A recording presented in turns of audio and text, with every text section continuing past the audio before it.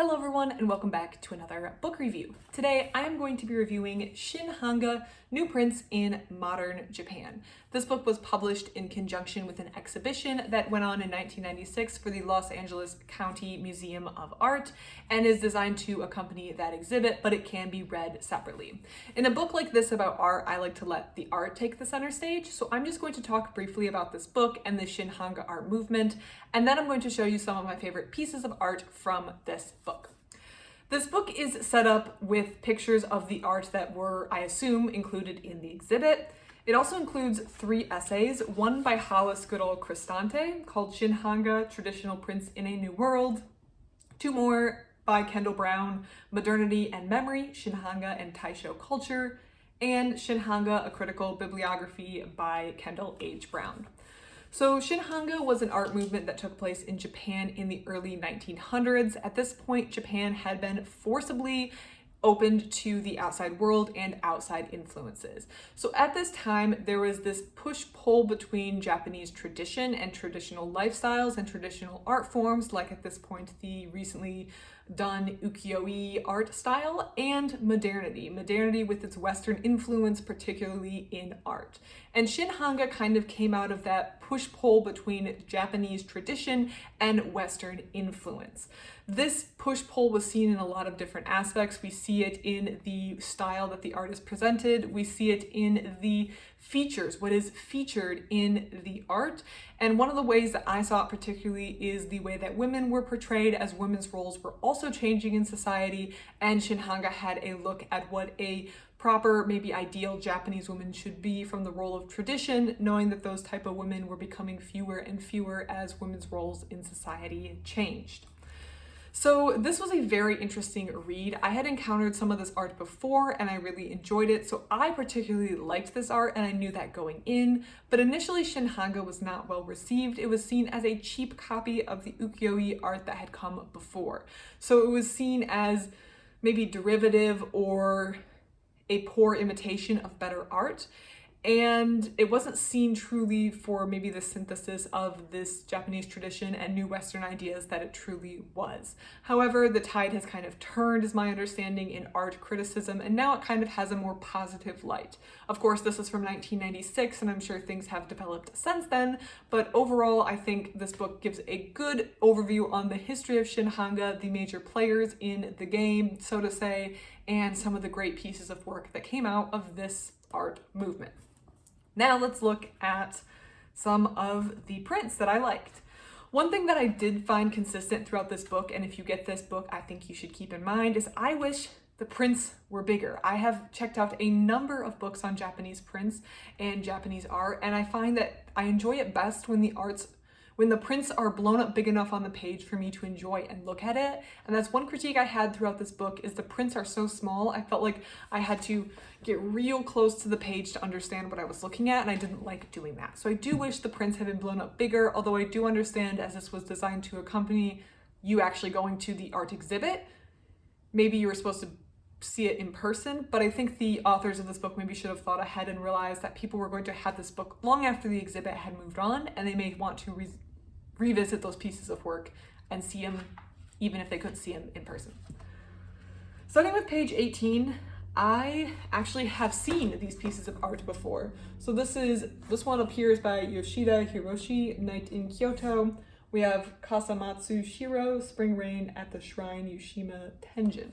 So it's these 2 pieces of art here. I have actually seen this one before. This was probably my first influence or first introduction to this art movement, and I really liked it. The one I saw was blown up much bigger. I feel like, again, you're straining, but I like the atmosphere evoked in these 2, and you can see, again, pictures worth 1,000 words, so these are 2 fantastic pieces of art.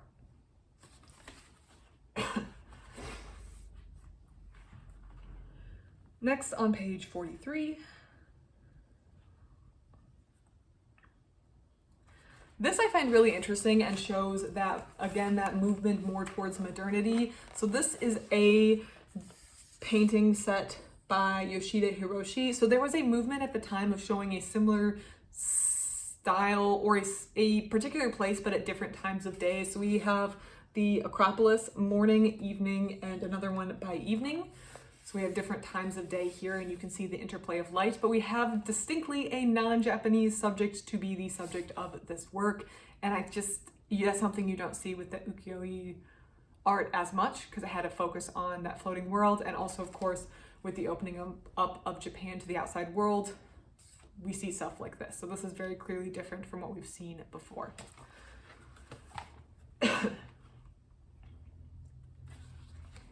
Also, we have on the following page, we have more pieces of work that show the same location but at different times of day. I spent a long time looking at these, really enjoyed these, and I thought these were fantastic. But I really would have liked if like these two, if one had been on one page and one had been at the other. I think it just would have been easier to see, but I'm working with what I've got. On page 54 is actually an actor print that I like. So in this essay that I'm flipping through right now, the author is writing about a number of different themes or subjects that are explored, and actors are of course a main thing. I think the problem with actors is that in all the other books that I've read, the actors are explained, who they are, what they were known for, and I can see that it would be important, but because I don't know the actor, it's hard for me to get behind the hype, if that makes sense. I feel like it's like a celebrity. If it's a celebrity I've never heard of, I don't really understand the hype behind the photo, but I finally found an actor photo that I like. I really like this one, and this print in particular is called out because of the perspective and differs, as you can see, compare this one to some of the other actor photos or actor prints. So the actors are usually ones that I read through, but usually don't wind up on my top list of favorite prints, but that one I did really like, so I wanted to call out. Next, on page 58, more fantastic art, particularly these fireflies over here. I just really, really liked that one. There were a couple of prints involving fireflies and the interplay between like dark and then the little bits of light that the fireflies provide that I really, really enjoyed.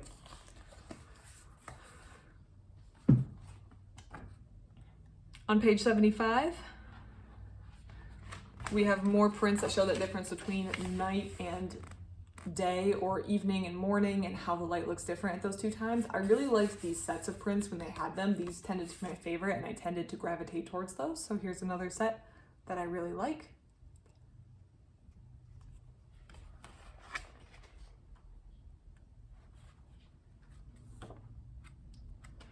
Finally, well, not finally, we have two more. Page 77. This is probably one of my favorites right here. And as you can see, it's someone standing in what appears to be either a temple or a palace complex, and it is snowing. So they're standing there, and I like this print because I can feel this print. If you live in an area that routinely gets winter, you know that feeling that happens at night, and this appears to be night. When there's fresh snowfall on the ground, the snow makes the whole region seem just a little bit lighter, especially if there is moonlight. It brightens it up, and you can kind of see that, especially if there's other light from maybe windows in the area. Also, though, there's a quiet, muffled quality to the air and the surroundings, and you get that especially with the isolated figure. This is probably my favorite in the entire work right here, and I want to know where this is housed because I would see this print in person. I need to figure out where this one is housed, or where it lives. I don't know what to say, where it's displayed at. And finally, page 81. This is a good example of the modernity coming in. So unlike some of the previous prints that we've seen from the previous 100 years, these Shin-Hanga prints include features of modernity or more modern features that weren't included in the past. In this case, we have electric poles and electric light coming from windows, but it still has that quiet, muffled snowfall scene that we've seen in other prints before. We also have another snowfall scene right here to the right. The art in this book is fantastic. My one gripe about the prints being bigger has led me to think I want to try getting another book on Shin-Hanga to see if another book, and I have my eye on a particular book that I want to try to request an interlibrary loan on, because I want the prints to be bigger so I can enjoy them. So I want to get that book and I want to review it and read it and see what I think about that one, because my only complaint isn't nothing about the art, nothing about the essays that were included, but just the size of the prints made me think that it was very hard to see and make accurate assumptions or accurate reads, and also to enjoy the art. It was just a little hard. So I want to get another book that just has the prints be a little bigger and see if that makes me enjoy this even more. But I do think this was a very interesting book. I think the essays very clearly explained what you were looking at and gave you a good high-level overview of the Shin-Hanga art movement for those of us who are not art experts. And it does it all in under 100 pages, which I think is amazing and very impressive.